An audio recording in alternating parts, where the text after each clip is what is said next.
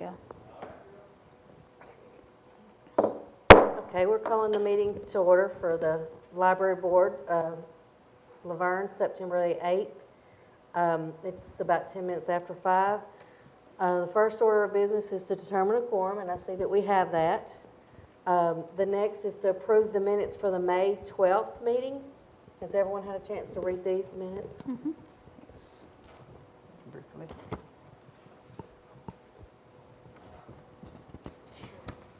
I did. Do we have a motion to approve these minutes? I make a motion to approve the minutes. Okay, we have a first and a second, so the meeting minutes will be approved. You say If aye. I could interject, let's take a Oh, vote. that's right. Sorry. The most important part. See, I told y'all. Okay, all in favor of accepting the minutes, say aye. Aye. Aye. Any opposed? Okay, I'm sorry, now we can go to the new business. Update the ebooks, audiobooks. Donna, how's that going? Okay, welcome to the board. We appreciate you all being here tonight. We do want to give you an update on the ebooks and the e-audios. We did purchase the platforms from Recorded Books, One Click Digital. Glenn has worked very hard with us to get those up and going. We did do a patron survey on possible usage. Paula put out a survey, and we're getting a lot of good feedback. Quite a few people who say they will be using the ebooks and the e-audios, and they're giving us some genres that they will be using. So we're going to use those surveys to determine what books to order in order to add to our collection. So we are assessing and ordering ebooks. We're going to be providing training for our staff. That will happen on Friday, September the 12th. Mike Painter will be there from Recorded Books to do some training for us. And then our next step will be to get some publicity and marketing out so that we can let people know that ebooks are coming and what the date is going to be that we're going to open them up. Right now, we do not have a firm date. We are looking from anywhere between the middle of October to the 1st of November. We're hoping the middle of October is more of our date to get this out, to the public so that people can start using them.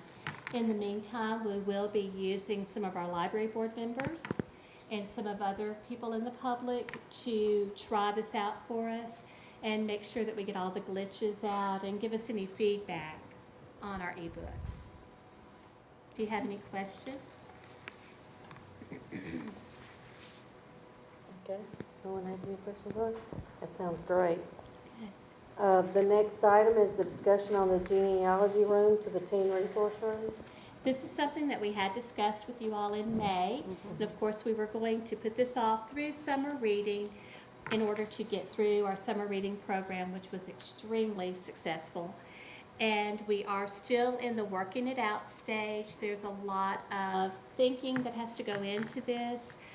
We will be moving some materials in order to make room for the genealogy materials to go out into the library, the main library. And then with Paula being very excited, we are wanting to move our DVDs, our media, our e-audio, our audiobooks, things of this sort over to where the old YA section is. Right there by the windows, nice bright light. We, will be able to really market our DVDs and our multimedia materials over there. So we're needing to find new homes for all the items that we're going to be shifting. Plus, we need to make a plan on the color of the room, what we're going to be putting in the room. One thing we're very excited about is in our tech grant that was approved, we did ask for 2 laptop computers, 2 laptops that will be going into the teen area. So that is a matching grant that we did receive, and we're very excited about that. So we're already getting a little bit of our electronic, and I apologize, I've got bronchitis and I'm not really thinking real well today, but be able to get some of our technology ready for our teen room. Any questions about the genealogy to teen room? No, I think that's great. Number 3, discussion on implementing a usage fee for non-Rutherford County residents. Okay, this is something that we have talked about for a long time. Research is ongoing. We cannot really narrow down the price that we would need to charge, if this will be something that would be worth doing. Would it cause more of a public relations problem? Where, we talked about out of county, would we do a higher fee? It's just some things that we're still researching on, and it's just an ongoing process. Would like to have some more information in order to be able, if we're going to implement it, make sure we implement it in this fiscal year, which would be, I would like to have something by January. November is our next meeting. If you could bring any information that you have, any questions that you have to our November meeting, so that in January we may be able to put a motion on the floor to decide, is this something that we are going to do, and what the implications are going to be, and how much we would need to charge. Any discussion or questions? And I know I'm being very vague about this, but we have been all over the board with it, and it's, I'm going to tell you, this is something that, and I've been on the board since the beginning of the board. And this is something we've discussed off and on, and it's been very hard to pinpoint what you could charge, that would be reasonable, or what would not be offensive to a lot of people. So it is going to be hard, it's a hard thing. I'm sure it's going to be something that's needed to help the revenue of the library, but at what point do you stop? right. And I understand the taxpayers of Rutherford County deserve to have the library access, and those in Davidson County, I can understand charging, but with us being so close to the Davidson County line, that's where we have a problem. Okay, we're very close, and there's a lot of homeschools that use the Right. library even from Davidson County, I know. So, because we had like I said, we've discussed this several times, and I know Davidson County charges, Yes. but they have more than one library. But I'm going to put this out here, and this may offend people, but Rutherford County doesn't pay for our library. Just the citizens of Laverne pay for it. So if we had to charge a fee, we might have a different in-county and out-of-county fee, that's outside of Laverne. And we had discussed at one time any employees that they could have a free membership if they were employees and their families here. But I'm going to throw that out there because when you look at taxes, it's really the city taxes is what pays for it. The county doesn't. So as you're thinking on these questions, take into consideration not only just an out-of-county fee, but an in-city, and then an in-county fee, Yeah. and then an out-of-county fee. I mean, I think to be fair, we probably do need to look at whether we're going to do an in-county and out-of-county fee and that kind of thing. But there again, we've had the discussions on how easy is that going to be to manage with the software. Right.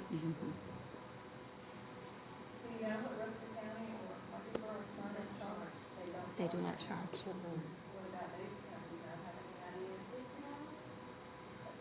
Minimum Sounds right. 50. That's 50 sounds right, wouldn't it? I want I'm to say thinking the last 90. time it was looked into, it was 90. 50. I want to say it's $90. Well, I mean, Was it now- $90 annually and $45 was it $90 annually? Yes. Well, and But I think they don't, I think they don't pay it annually, or they pay it, Well- I think they pay it bi-annually. you have to keep in mind that my $50 that I heard has been several years ago.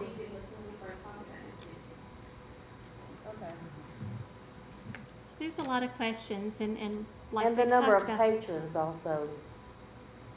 What's your breakdown of your patrons kind of thing? too? Right, and we have a small,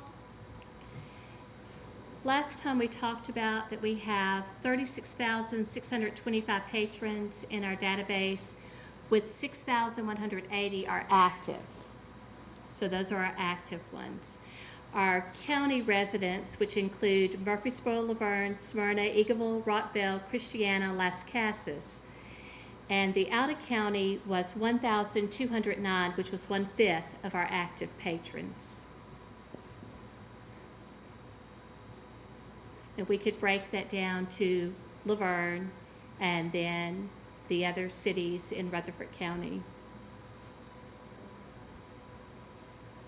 And at that time in May, we were talking about a charge of $25 and possibly having a family membership, but that's when the tracking came into consideration.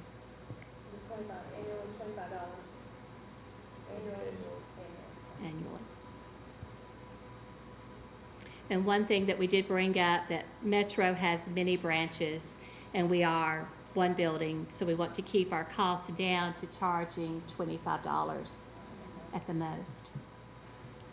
But of course, that will be up to the board, you know, and the research that we do. Any further discussion on this? Okay. The next item is your FYI list. Yes, just a few for your information. The library will be closed to the public this coming Friday, September the 12th. That is for staff in service. And also during our staff in service, our parking lot is going to be resurfaced and new lines put down where we can actually see where we're parking. So we're so excited about that, and brand new emblems for handicap parking.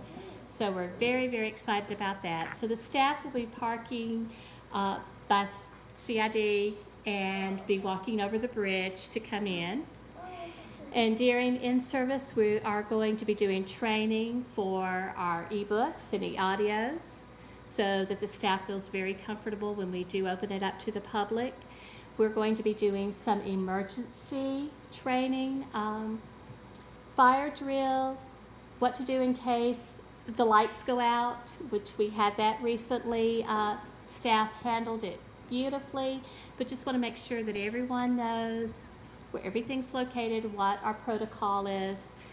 And then we're just going to be talking about some circulation and reference, not really problems or issues, but just reminders to keep us on track so that we are giving the very best service that we can to our patrons. The second part of the FYI, the library will be closed to the public Saturday, September 13th, and I'm sure we will see all of you at Old Timers Festival. The library will have a tent, and surprise, surprise, it's going to be a circus theme. So we're really excited about our circus theme, or some of us are really excited about our circus theme. We will have our photo booth like we have done the past 2 years, but the only difference will be in years past, we have charged a small fee, $2, for patrons, to people who are visiting our tent, to come up and use our props, and we would take their picture, and then we would actually process that picture and they could come pick it up. So many people do not come back and pick up their picture after Old Timers Day. So this year we're offering up our booth, we're offering up our props, and they can come take a picture with their phone or with their camera, and that way they will have a wonderful reminder of the props and the tent of the library. We have, Paula, you did all the, you helped with the props. I was on the lake last week. Well, we're using some of the ones that we used last year because they're in fairly good condition, so we wanted to recycle those a little bit and use those again. But since we're having a circus theme, the staff has been busy working, getting some props that would be circus related. So We have some circus animals, we have some, of course, the little clown faces, so not too scary for the children, and just different things like that that'll fit in with that circus theme that we're doing. I think I saw some really fluffy orange hair too, so it's getting excited. And then we'll have a backdrop, which of course will say Laverne Public Library 2014. So we're hoping that people will come, use the props, make memories, and look back fondly on the library tent. We'll also have some children's and family activities. We're going to be having a clown relay race where you will put on clown shoes. The family will and race against each other. And we will have, of course, program and library resource information available. So we'll be really marketing our ebooks that day and our e-audios, and we'll be talking about all of our great programs that go on in the library. Are you giving any prizes for the races or any of the competitions or whatever you have? We will have some prizes to give out. Generally, we use the leftover prizes from summer reading, and we will have probably a duck pond for the little ones so that they can pick up a duck and everyone will get a prize. And for the relay, we definitely will have to give some sort of prize, along with a dum-dum sucker.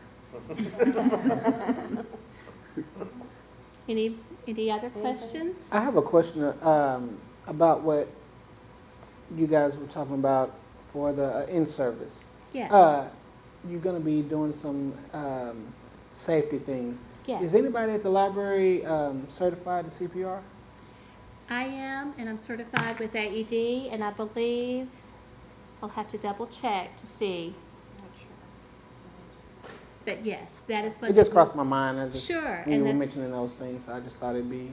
that's a very good question, and that's something we're going to be doing a lot of training this year. We do want to get more of our library staff certified.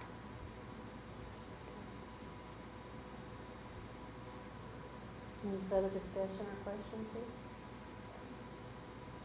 Okay, well, our next library board meeting is Monday, November the 10th at 5 p.m. So remember some of the discussions we've had, so everybody can have questions or what have you.